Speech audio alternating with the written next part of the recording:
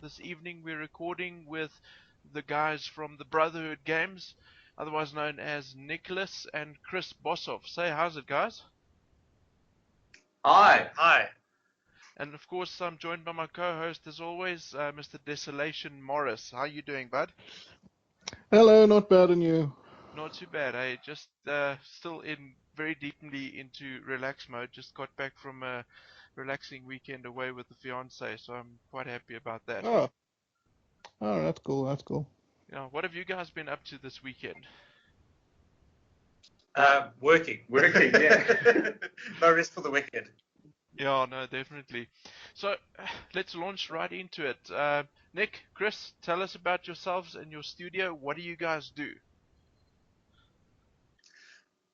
Yeah, sorry, Chris. Sorry, if we sound the same, excuse us because we're brothers, so people get us very confused. But so I'll let Chris start it there. So Chris, speak away. Nick and I, we ran an artistic company for roughly about 13 years doing architectural illustration.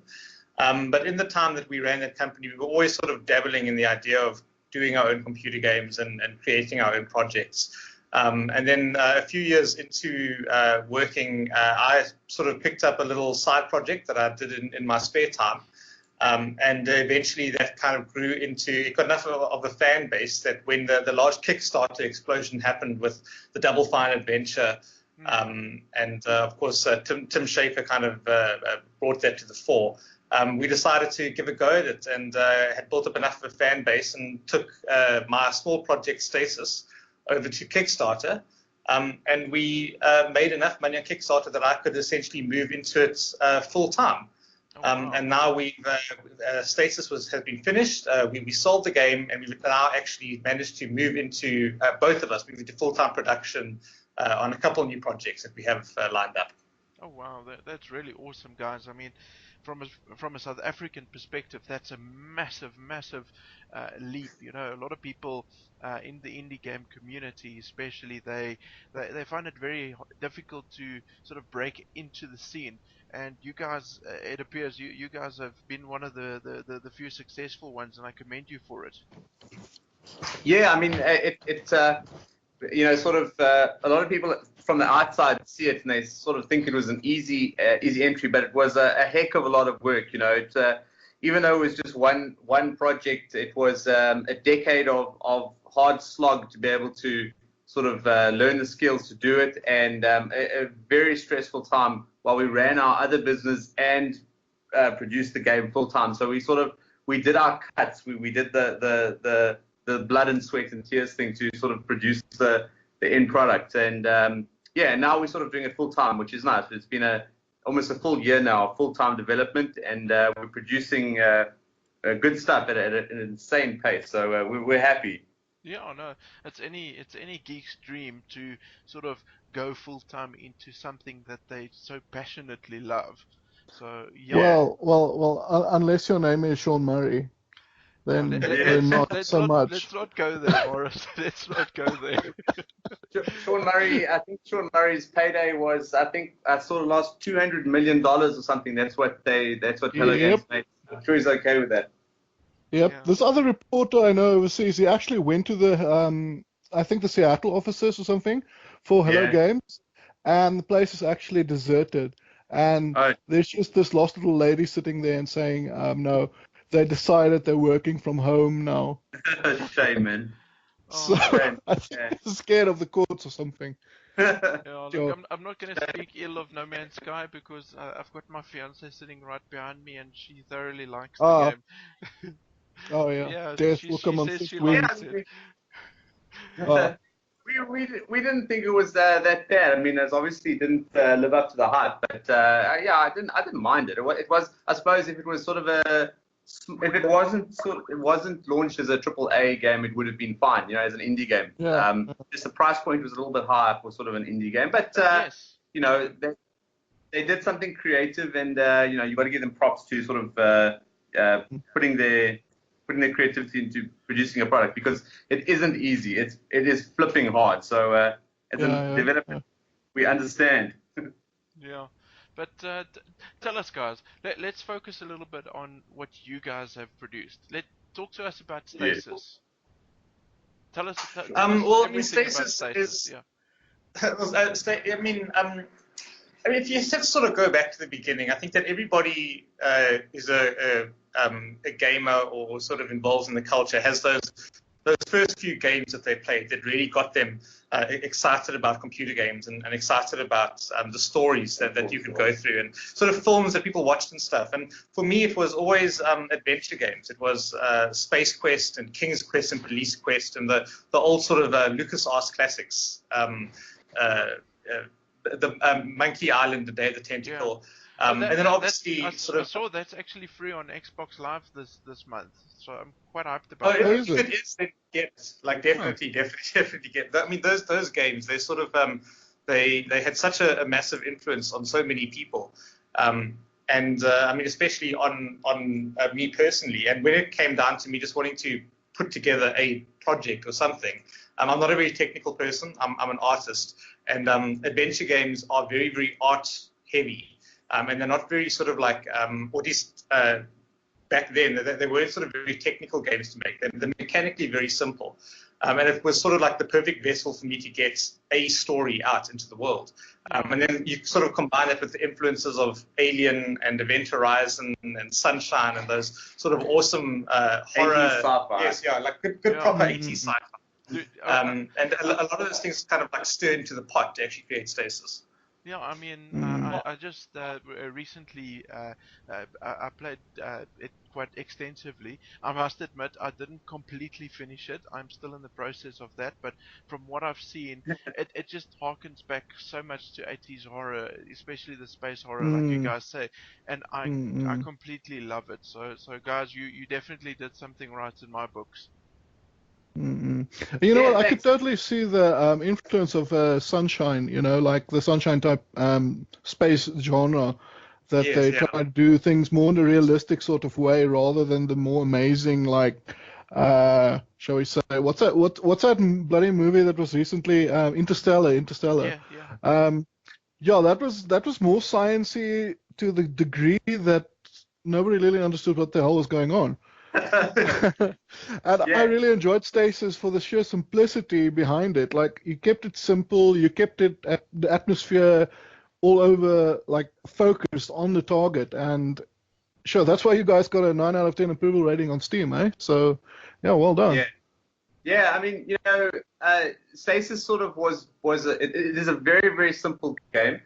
It's sort of it mechanically simple, story wise it's simple in that, but we obviously had to work within our limitations. You know, it was Stasis essentially made by, some people have said, several people, but really it was just made by one person, Christopher. He did the entire game himself, programming and art, and we outsourced some components like the voice acting, and we had Mark Morgan did the soundtrack, which was fantastic, but 99.9% of the game was made by one single person. So because of those limitations, he had to work into those limitations, and that's sort of why Stasis is like it is. So, you know, not having a budget of $10 million for FMV, Chris then basically rather put sort of the emphasis on sound development, sort of trying to create a really rich visual atmosphere that would try and harken back to those sort of earlier 80s sci-fi, where they also didn't have insane budgets to create those feelings.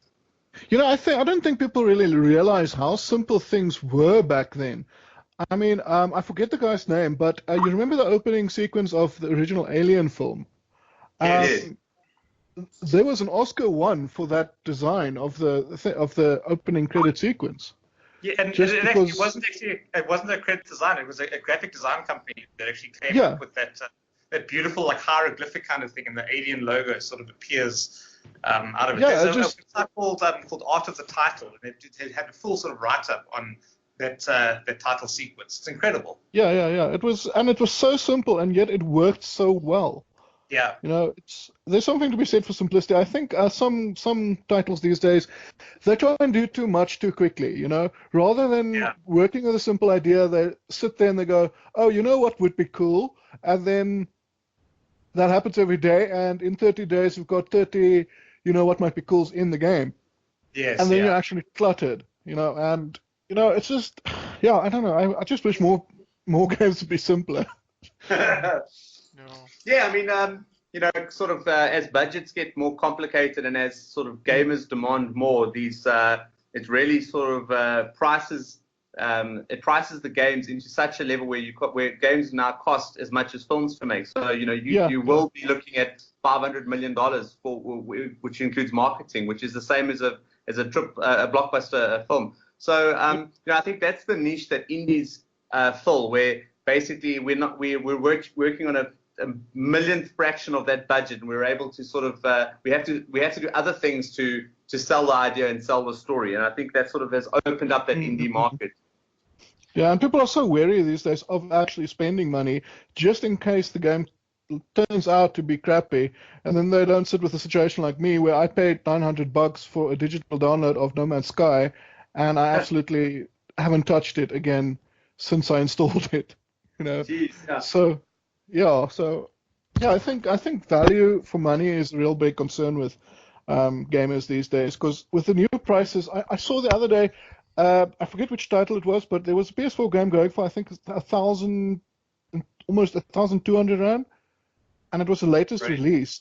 And I was just standing there thinking to myself, who has this kind of money to pay for a single title? I mean, you used to see those type of titles go for like with the collector's editions, and like you get like little statue or like a little artbook or a soundtrack or something with it.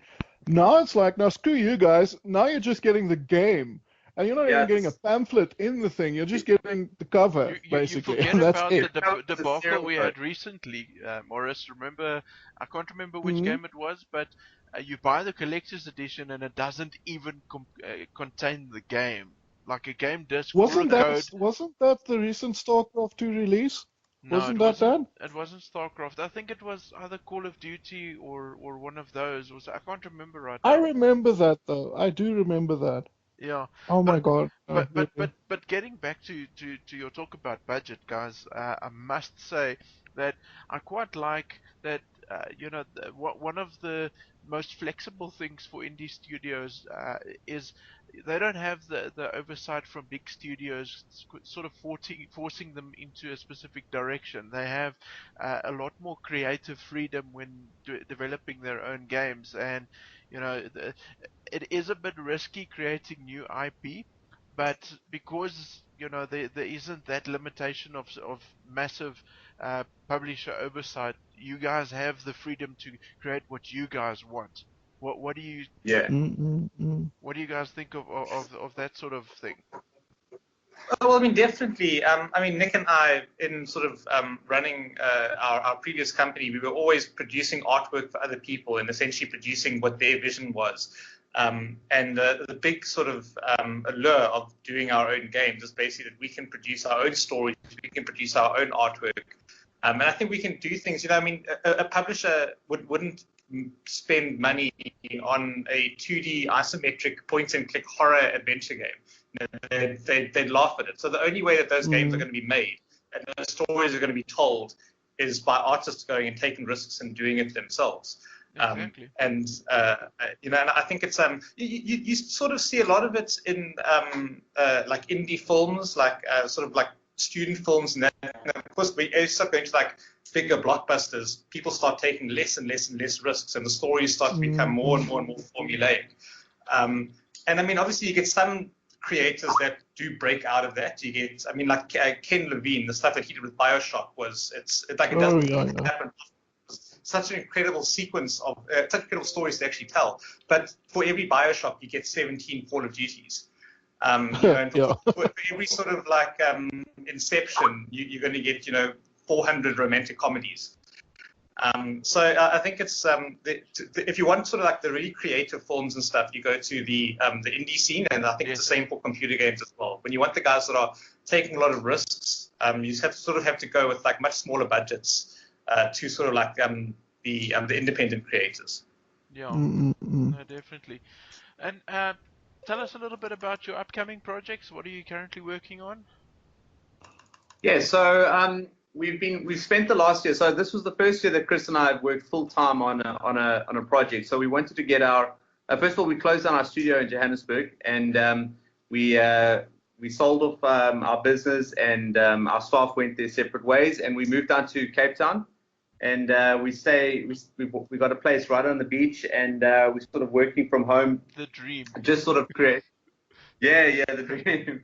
And we go to the beach every day. It's great. But essentially, what we've done this year is sort of worked out our processes on how to. We have been working together for more than a decade, but we haven't been working on games for more than a decade. So we needed to work out our process of how to actually produce a game together, and what was required to do it, and how to actually tackle it. So we sort of, as part of our Kickstarter stretch goals, we had an extra chapter. So we decided to, instead of just doing an extra chapter in the old Stasis engine and sort of banging it out, which we actually had completed by the time we released Stasis, we sort of scrapped that idea, and we said, okay, well, let's just create a mini standalone game that we'll create in a totally new engine. I've been programming for 20 years, so I said I'll be the programmer, Chris will do the art, and we'll write it. We'll write this game from scratch. We sort of built the framework that our future games will then run off of. So this year has been sort of getting that in order and getting our pipeline correct. So we spent this year building Kane, which C-A-Y-N-E, Kane, which people can go and have a look at playkane.com. And essentially that was supposed to be just a small chapter, sort of mini story, but it's actually turned into quite a massive game. I can speed run it in about 3 hours, but I think a normal player is probably going to have about 4 hours, 4.5, 5 hours if they don't cheat through it, or we use a walkthrough. And so it's a sizable game, and we're actually going to be giving it away for free in January. Yeah. Okay. So I see on your website you're also working on a project that Morris would be quite interested to hear about. What is that one about? Mm-hmm. Sure. So our next project we've sort of been working on for the last we've been speaking about it for years, but we've been sort of working on it full time now for about a month and a half, 2 months. Yeah. And that's Beautiful Desolation, and that's going to be a post-apocalyptic adventure game set in post-apocalyptic world, post-apocalyptic Africa, which is something we've never seen before. Yeah. And that game we're going to be kickstarting as well, and that'll be kickstarted in January as well. So Kane will be released, and Beautiful Desolation will go on Kickstarter on the same date, which is the 24th of January. Oh, that's pretty awesome, guys. We will definitely spread the word for you guys and get the people from the Geek Note side involved. Thank you. Oh, you're very welcome. Yeah, so you guys have quite a busy period ahead of you guys with regards to development, specifically with the sci-fi and post-apocalyptic side of things.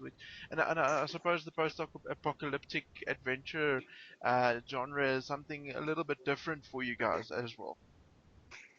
Yeah, if we sort of go back to the games that really inspired us, Fallout is obviously, I think it's probably, if not the greatest, is one of the greatest computer games ever made. And I think sort of the opportunity to go into a post-apocalyptic world with sort of the isometric pre-rendered graphics is something that we definitely, it just seemed like a natural progression. And we actually managed to do a lot of the pre-production work on the new Wasteland as well, which was kind of fantastic to actually work with guys who pretty much created Fallout and made the CRPG genre, and actually help them in their art direction on their next game. Oh, that's really awesome, guys. So it looks like you guys are really getting a really awesome experience out in the proverbial wild, if you want to call it that. Yeah, we've to sort of meet Brian Fargo was fantastic, and then actually to work with him personally through this for their new project and stuff was fantastic, and sort of learning and understanding and how they work and how they put together sort of maybe not AAA, but it's definitely an AA sort of level production. Big project. It's a big project and they're a big studio, so it was awesome to sort of see how they work and to work directly with their art direction team and that. So yeah, it's been a fun experience, and we sort of will carry that forward into our next games. Yeah, it's always useful to sort of pick up skills for people who's been in the industry for as long as the others have been, and sort of apply that into your own product. Yeah, exactly. I mean, they basically invented the RPG genre, so it's been fun to deal with it. Huge honor, yeah. Yeah. Yeah, and tell me, guys, you're obviously geeks yourselves.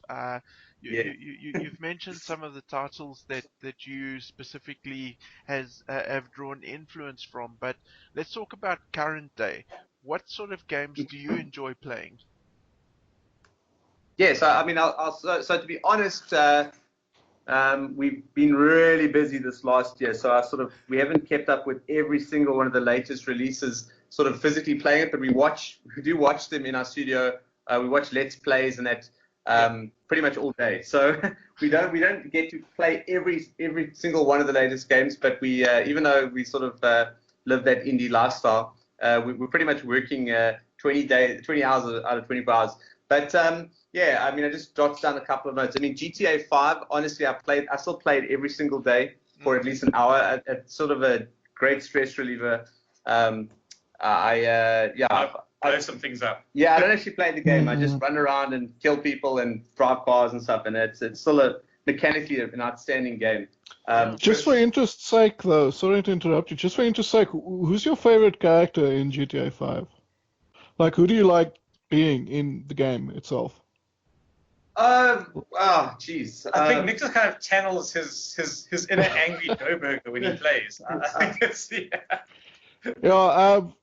so I'm like a tie between Trevor and Michael usually. I don't like the other guy so much. I'm sometimes Franklin, but I'm also Michael. Also, also a fan. But Franklin, I don't know why. I'm kind of I like the I don't know, I little just don't like him. details that Rockstar has put into GTA 5, especially for Trevor. You change the radio station while you're driving to something that he doesn't like. He starts swearing at you, the player character, and he changes it back. That is brilliant. The design, GTA 5's design is unrivaled. I mean, I've played it so much, though. Obviously, I kind of see where the illusion starts breaking, you know, with the AI and stuff, and it starts becoming a little bit unfun. So it's only fun when I've got 30 cops after me and a helicopter and a jet or whatever. But you want that challenge? As much challenge as possible. But sort of the design, the design from an art standpoint is just is unbelievable. The stuff that went into that game. I mean, we produced 3D art for a long time, and I have the utmost respect for the amount of work that went into GTA 5. It's ludicrous, actually. It's one thing I appreciate about them and a studio such as Blizzard. Those guys, they don't pump out game after game, year after year, like a couple of the other studios. And therein lies the beauty of their development cycles. They put so much time and effort into their games that when you get the product at the end of the day, it is so well polished. And the bare minimum work that they need to do with regards to patches, it's not even really noticeable in the final product. So yeah. I mean, you know, I've got GTA on the Xbox as well, and it's pretty much unpatched. I just played the one copy I play is just in front of the TV, and it's not even connected to the internet. I just play right off the disc, and I've never had any issues. I mean, there are some glitches, but from a polish standpoint, it's unbelievable. No, nothing game breaking. Especially considering the size of that. And then, I was saying that the new Watch Dogs 2 looks really cool as well. Yeah. I've sort of watched a couple of videos and that. But, you know, other games that Chris, you're playing, I know you're playing, what's it, Fallout? Fallout 4. Obviously. Fallout 4. I haven't played it in a bit of time, but when it came out, I sort of got it on opening day, and I've sunk a good couple of hours into it. Again, just kind of like sandboxing, really, just walking around and just trying to get that RPG experience. Yeah. I actually revisited this Fallout 4 this weekend. I got myself the construction thingy DLCs. I haven't gotten Far Harbor yet or the New Coca-Cola yet. I haven't gotten those yet because I first want to get my settlement sorted out, you know. So I got the Voltec expansion and the creature thingy where you catch everything and you can make the arena. And I've just been, for like 48 hours, I've just been stuck in this vault, just building everything, like a display room, exploring, putting guard posts down. And you know, this game is like already like 2 years old, and it's just by a simple little bit of DLC added to it. Have like Bethesda brought at new least life to it. fixed the display stuff from Skyrim days? Oh, I know yeah. that Hearthfire was so broken. Oh man, that thing sucked so badly. I actually, you know, the ebony armor in Skyrim. Yeah. I had a mannequin that like duplicated it infinitely. Like you could just put it on there, like, and then take it from it, and then it's in the inventory, but still on the mannequin. Okay, take another one, take another one, take another one. Like I'm walking around with 15 ebony armors, and I'm just like, okay, so what the hell am I supposed to do with this now? Sell it. Another re-release Skyrim. So I don't know if those bugs are even still present. I hope not. Because they're going to piss off a whole new crowd. Yeah, I don't know. unfortunately with special It wasn't a edition, bug, it was a feature. it was a feature, yes. No, I've downloaded Skyrim Special Edition, and I've actually heard them saying that pretty much what the game was before, it's exactly the same. They've just done a graphical overhaul. There's nothing different. Man, come on. And that is so disappointing. I mean, when I heard they're releasing a like, let's just call it an upscaled version because it's not really a remaster. When I heard about this, I was sorely disappointed because I was really expecting them to at least fix the bloody problems in the game, because there are so many of them that they released. The modding community went as far as releasing an unofficial patch that fixed I think over 1,000 bugs in the game. Yeah, I think, wasn't that patch called, the mod called Fix Skyrim or something like that? I remember seeing it. It like fixes everything. Sounds about right. Yeah, and I mean, the PC version and the PS4 version is like vastly like different experiences. Yeah. Simply because of the modding. Like you can pretty much fix anything, and this is true for Fallout as well. You can fix anything on the PC. With the console, you're pretty much stuck with it. Yeah. I mean, if you look at some of the mods for GTA, they're insane. I mean, there's some that make it look almost photoreal. Oh, that reminds me, GTA 5 on the PC. Oh my god, guys, remember this recent thing with the Samsung phone that explodes? Yes. When you charge it? Yeah, there's a mod that makes like grenades in the game, a Samsung phone, and they're actually walking around tossing Samsung phones at people and it blows up. That is ridiculous. And the guy got sued so quickly for that. I was like, oh, They this actually is awesome. they restored that. Really? It's brought back? Yes, it's back. Yeah, they restored the mod. They initially said that it's highly offensive, but you know they kept it in because it's meant lightheartedly. But they have actually gone and at certain airports in the world, and I know they're doing it at Tambo as well, is they've actually instituted a special like queue for people who own Samsung Galaxy Note S7. so you have to I think hand in your phone before they allow you to board a flight or something like that. What did they do with the phone? Is it like, okay, now it's my phone? Or do they like put it like in a little blast-proof little box and then put it in a separate airplane? Or do they mail it to the FedEx or to where you're going or what? It's like, I don't know. But to be honest, I don't be in the same airplane as the Samsung Galaxy S, so I don't mind if they take them away from people. They can go on another flight. Yeah, but that's another so funny weird. story for you guys related to that. Pixie actually showed me the Tab S7 is not the only phone that is known to explode. At least not the only Samsung product. I actually saw that some Samsung washing machines are starting to explode as well. Oh my I god. kid you not. Yeah, And this was on CNN, so we know it's real. Right, Yeah, so I saw are the that. same guys who are designing the phones also designing the washing machines? Because that could be the problem. Like, get these guys out of the workshop get someone else because there's something going on here. Yeah. Yeah, but guys, moving Uh, swiftly on from cyber terrorism. We're gonna watch this now. Yes, exactly. So let's get to the next most important part on the list. What have you guys been up to on the geek side of things in the last month or so? It can be bo board gaming, video gaming, any interesting movies that you've Yeah. seen. So Chris, because Chris and myself are sort of involved in this sphere, it's difficult for us to actually enjoy anything. I know that sounds ridiculous, but Yeah. when you sort of when we play games, all we sit there and do is deconstruct what we like about it, what we don't like, what's working, and that sort of thing. So it is really difficult to enjoy it, but sometimes we can kind of break out. We try and watch all the latest movies. Chris and I go almost every week, every second week if there's something good. But the geekiest thing that I know is Chris. I wrote down that Chris plays Vampire Masquerade. Vampire the Masquerade. Once a week. Yes. That's I've got an awesome group of people. Bloodlines or Redemption?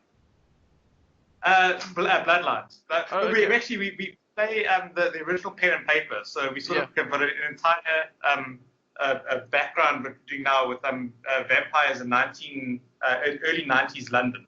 Okay. And that story's been going on for a good couple of months now, so I think it's coming to a close. But yeah, Okay. that's So the nerdiest thing I can actually think that I do. I'm going to surprise you guys and let you know that I also used to play the pen and paper version of Vampire the Masquerade. I was Really? No, I- we are utterly shocked. We did not see that coming at all. I My God. I was very proudly a Ventru. Oh, I'm a Bruja. Oh, so you're one of the rough ones, okay? And Yes, yeah. yeah. He's Look, I am an African. a reformed mobster. okay. Okay. I was actually a prince. Oh, nice. Don't ask me much more than that because I can't really remember much, but it was quite fun. It really is. It's something that I wish that I was into when I was a lot younger. Yeah. I think that the sort of the idea of like the pen and paper role playing games, especially the ones that are more narratively driven, they really do sort of like fire up the imagination. Yeah. And it's something that I'm sad that I only got into sort of later on in life. I think if I had it when I was like 13 or something, it would have changed my life. Yeah. No, it has that capacity because even if you, I don't know if you guys have played the PC games, Redemption and Bloodlines. yeah. It is probably one of the most involved RPG type stories that you can find on PC. Yeah. I thoroughly enjoyed Redemption because it had that whole aspect of you start the game in the I think it was in the 18 or the 1700s, and then after you're turned into a vampire, you wake up in the modern age, and then you have to sort of adapt. And then not only that, but you've got to evolve your vampire character and everything. It's pretty much the same in Bloodlines as well, but you know you're a fledgling at the start of the game and it's already modern day, but they've added a lot more detail into how you develop your character and everything, and I thoroughly enjoyed that sort of storytelling. Yeah, I mean, I think Vampire. It's often sort of held up as one of the better RPGs. But I think that you have to like get it with the patch because, from what I understand, they released it pretty much incomplete. Like they just sort of like shoved it out the door. And fans have essentially spent the last few years patching it up and getting it playable. I own it on Steam. Very proud to say. I actually I own both of them. I find the game hasn't really aged that well. I'm really hoping beyond hope that we either get a remaster at some point or a new game because I'd love to dive back into that world. It's really amazing. Yeah, it's a very rich world, and I'm not a big fan of vampires just as like the movie monster vampires. Yes. But I'm really enjoying kind of like the world that's It's what's just it? so Is it involved. White Wolf? Is it? I'm trying to think who created the It's like, White the Wolf, universe. yes. But It's as a White far Wolf. as I Okay. understand it, White Wolf, I don't really think they're in operation anymore. I'm not sure. Or they Probably might, not. they might be. I'm not I sure. think a lot of those guys, they sort of, I think a lot of those original RPG creators, they kind of like set a bit by the wayside. Yeah, and it's really sad because I think even the developers behind the Bloodlines game, which was the latest one, that studio closed down. Mm. And I'm not sure who owns the rights to that at the moment. Maybe a little bit of a hint for you guys to try and procure the rights so you can make a new one. Make it I don't know if our games will be isometric. that successful, but you never know. Make it scary. Make it scary. But guys, Yes. tell me, are you guys Star Wars fans at all? Massive Star Wars fans. Yeah, ridiculous. So I suppose, yeah, I mean, Star Wars kind of defined our. We're '80s kids, so Star Wars defined us. I'm actually looking at a big scale model of a TIE fighter now on the desk. Oh wow! 30 centimeter. We went to Pixar is not real. Pixar not No, Pixar is not real. Yes. We shall add it to the article. Our latest gift to ourselves was we got all the original Star Wars posters. Okay. From 78, was it 81 and 83. And we bought them in New York, so we just need to frame them. Yeah. We do our new studio. That's So yeah, we're big fans. So we're looking forward to December 16th. Rogue Yeah. One. It's going to be Yeah. amazing. Hmm. If you guys are I'm up in hoping so. Joburg, you should totally join us. We're doing a special screening with Star Wars Event South Africa. It's a local Awesome. community initiative, and it's just a whole bunch of geeks getting together, dressing up as their favorite Star Wars characters, and then just enjoying the movie together. Oh wow, yeah, that's awesome. That sounds Yeah. awesome. If we enjoy it, we'll give you guys a shot. Yeah, definitely. We're trying to avoid Joburg, but we'll. Yeah, you got rid of it, so who would want to come back? I just got my Cape Town license plates for my car, so I've almost officially fully Cape Townian. Okay. Fully That's really- Capetonian. I still get annoyed with slow service at restaurants, so I'm not quite there yet. Yeah, I know Morris is still stuck in Bloemfontein, and I'm still stuck in Joburg. So maybe one day. Yeah, we're gonna die here, dude. We're gonna die here. Don't get delusions of grandeur. I can dig out graves here already. Yeah.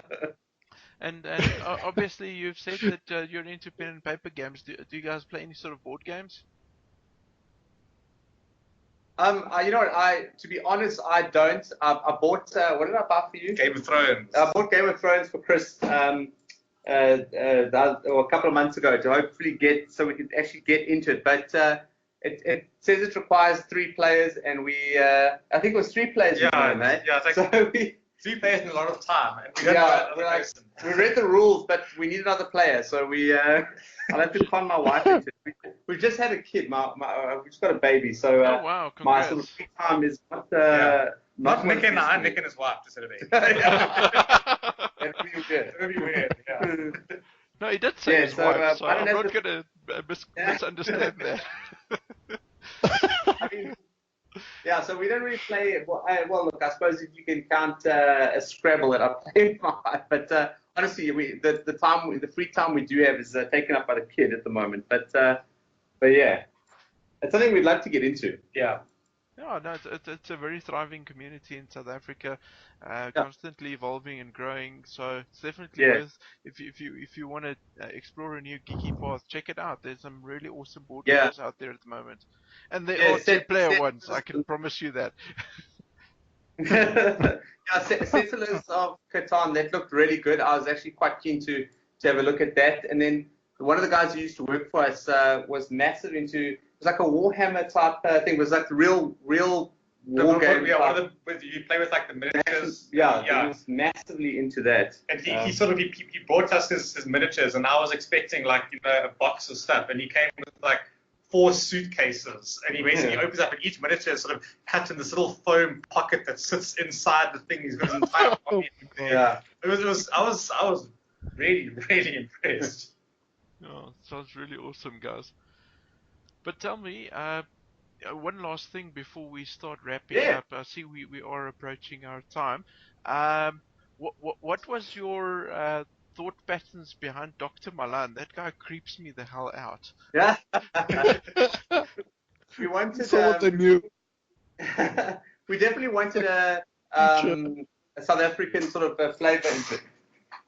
Yeah. And we definitely wanted South African flavor in it. So it's actually voiced by a friend of mine who lives in the UK, Oh, and okay. he does.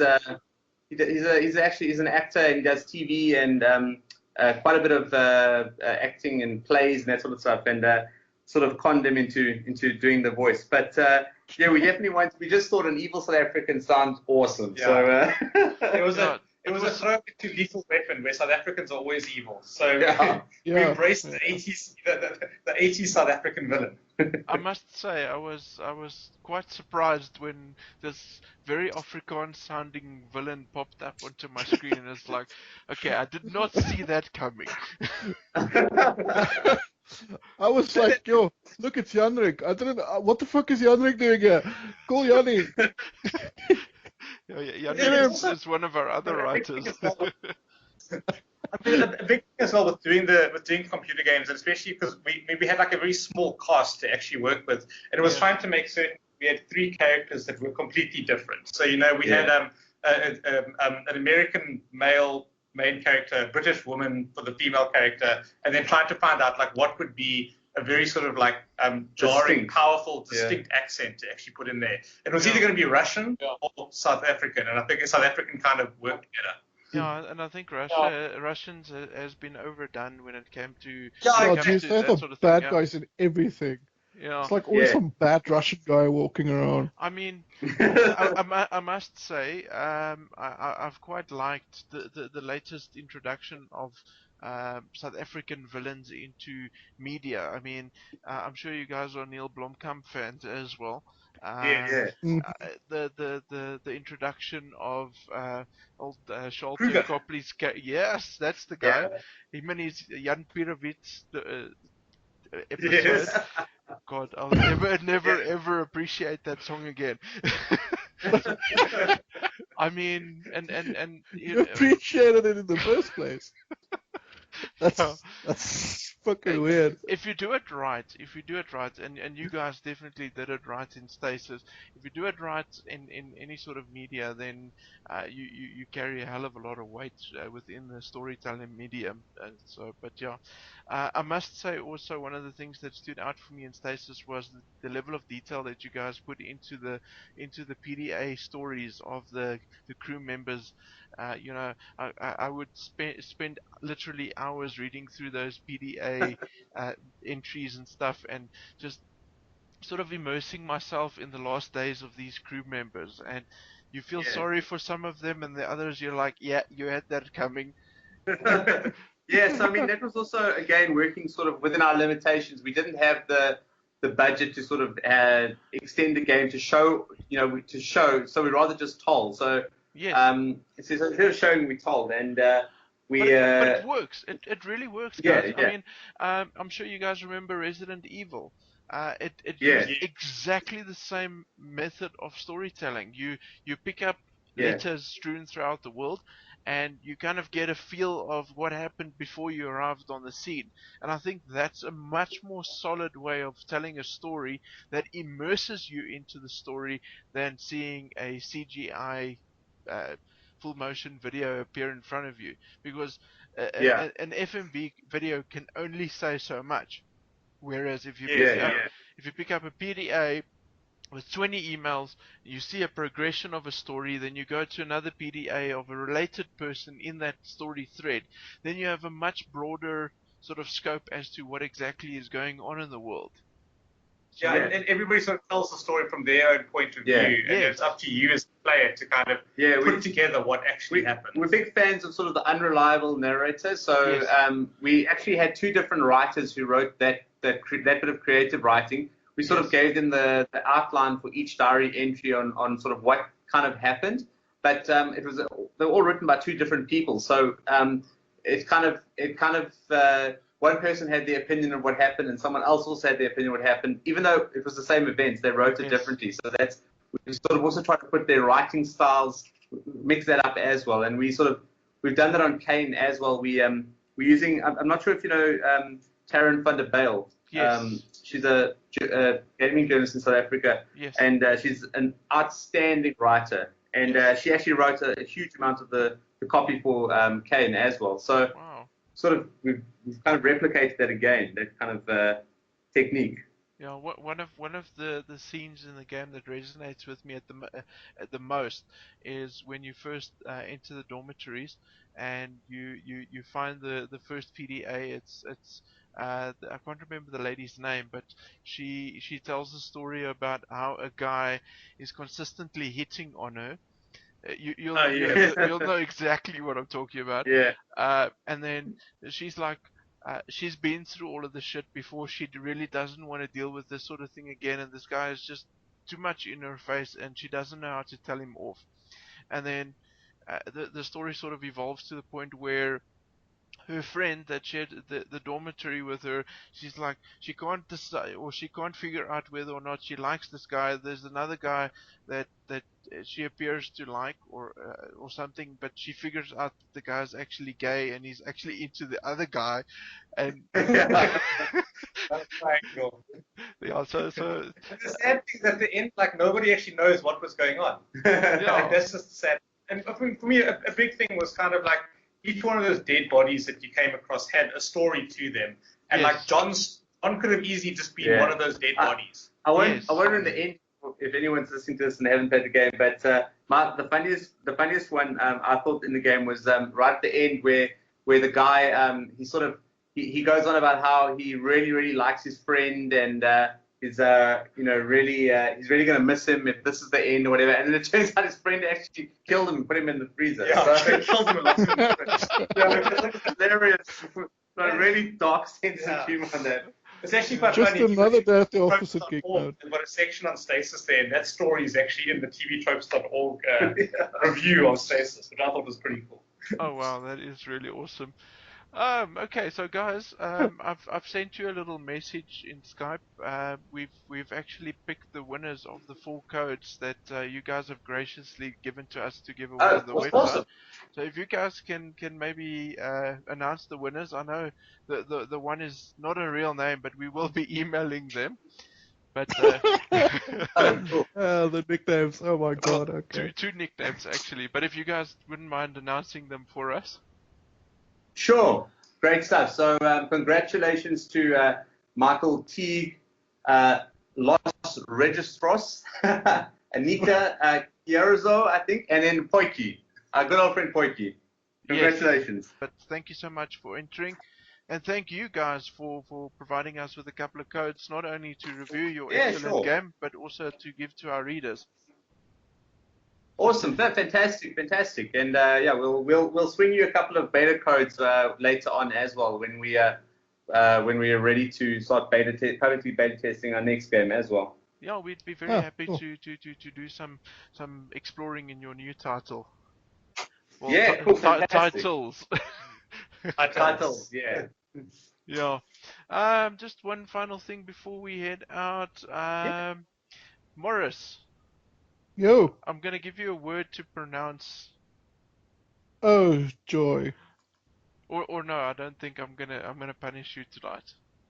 What do you guys think? We have this thing in every podcast where we give Morris an unpronounceable word because of his very heavy Afrikaans accent. Do it, I want to hear it. Come, it's. You see now. Okay. Just getting phobia. All right. Let me hear it. Let me hear it. Let me see it. What is it? No, wait. What? Anesthetist. Is it anesthetist? It sounds very funny when you say it. Anesthesist, anesthetist. All right, whatever. Yeah, I gave you 2 variations. That's good enough for now. All right, that's probably. All right, Okay. I cannot pronounce those words. You give me a TH and a fucking A, and I'm gone. That's all. Okay, that's. Do you want to try this one? Yeah, let's see. No, that's anesthesist again. Let's try this one.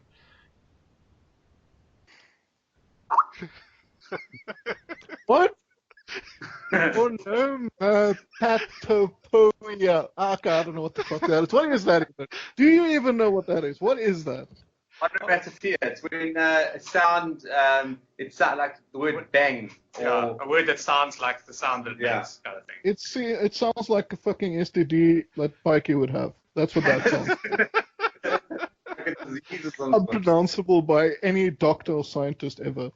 But Horrible. Doctor says you've got onomatopoeia, thing. you can start to stress. Yeah. Yeah. Okay. Yeah. We'll leave it at Well, that. that was. Chris, Nick, Awesome. just Thanks, a guys. quick That was thing fun. from you guys. Where can our readers and listeners find you? Where can they find you on Facebook, your website? If they want to Yes. get in touch with you, how do they do that? Yes, so if anyone wants to find out what we've been working on and sort of get a link to all of our various social profiles and websites and games that we're busy with, they can just go to thebrotherhoodgames.com. Could you spell that? Could you spell that for us, though? It's like really complicated. Thebrotherhoodgames.com. Yeah. Or just search for the Brotherhood Games on Google and you'll find it. Okay, that's what I just did. So, because I actually thought you guys were at .co.za, but I'll include all the links in the article. Unpatriotic of us, so we need the closer. Yeah, Dot cosa. Yes, cosa. dot cosa. Yeah. Dot But cosa. I'll include all the links for the readers in the description as well as on the article. And yeah, we hope to have you on the podcast again at some point in the future discussing your future games. Yeah, no, definitely. Maybe in January. We're hoping it's going to be big. We'll let you know in February. We'll make it big. Yeah, indeed. Fantastic. But thank you so much, guys, Yeah. for joining us. It was really awesome chatting to you guys. Yes, an absolute pleasure. Fantastic. Oh, pretty cool. All right, awesome. Have Take a good care. evening, All right. guys. We'll chat soon. Cheers. Awesome. Cheers. Yeah, bye. Bye. Cheers. Bye bye.